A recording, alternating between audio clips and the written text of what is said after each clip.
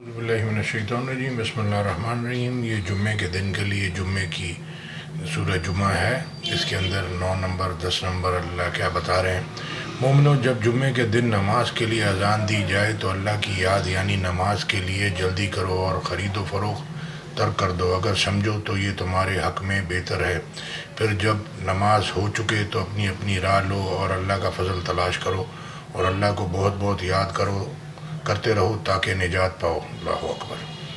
ہر جگہ اللہ کہہ رہا ہے اللہ کو بہت بہت یاد کرو تاکہ فلاح پاؤ۔ اسی طرح سے اللہ کہہ رہا ہے سمجھو تو، اب اس کی سمجھ میں ہی نہیں آئے گا اللہ کے حکم۔ زندگی میں انہوں نے لوگوں نے جو دیکھا ہے پرانے لوگوں کو، وہ اسی طرح جیتے ہوئے آ رہے ہیں، انہوں نے اللہ کے حکم سمجھ ہی نہیں آ رہے، کیونکہ ہماری زبان عربی نہیں ہے، اوپر سے ہم خود پڑھتے نہیں ہیں، سمجھتے نہیں ہیں، اور دوسرا کوئی سمجھانے والا کوئی کسی کو سمجھا نہیں سکتا۔ اگر اللہ اس کو نہ سمجھانا چاہے تو کوئی کسی کو سمجھا نہیں سکتا۔ آپ دیکھتے ہیں بڑے لوگ چھوٹے بچوں کو سمجھاتے ہیں، بڑھاپے میں سارے مسجدوں میں ہوتے ہیں، اور نئی نسل کو بتانا چاہ رہے ہیں، جو تجربہ سیکھا ہے ٹھوکریں کھا کے اس کو دینا چاہ رہے ہیں، وہ لینا ہی نہیں چاہ رہا۔ ہم کو دینے کا طریقہ نہیں ہے، ان کو لینے کا شوق نہیں ہے۔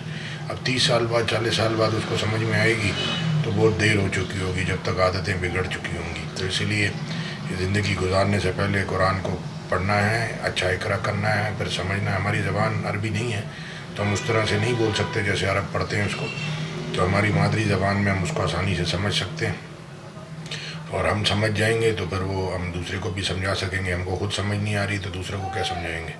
تو یہ ہے، تو بات کریں تمیز سے، اعتراض کریں دلیل کے ساتھ کہ اللہ کا حکم تو یہ ہے، اپنا یعنی کہ اپنی دلیل اپنی بنائی ہوئی نہیں۔ تو اب ہم چلتے ہیں اللہ کے رسول کے پیچھے، پسند کرتے ہیں کافروں کو، لیڈی ڈائنا کو، اور پتہ نہیں کس کس کو۔ تو پھر اللہ کہتا ہے جس قوم کو جو پسند کرتا ہے، جس کی مشابہت ہوتا ہے، پھر اللہ اسی کے ساتھ اس کا حساب کرے گا۔ تو اللہ کے رسول کے پیچھے چلنے والوں کو چاہیے کہ ان کی شریعت کو سمجھیں اور ان کے طریقے پہ چلیں۔ جزاک اللہ خیر۔ السلام علیکم ورحمۃ اللہ۔ ربنا ظلمنا انفسنا وان تغفر لنا ترحمنا نكونن من الخاسرین۔ رب اجعل لي مقیم الصلاة من ذریتی، ربنا تقبل دعاء، ربنا اغفر لي ولوالدي وللمؤمنین یوم یقوم الحساب۔ جزاک اللہ خیر۔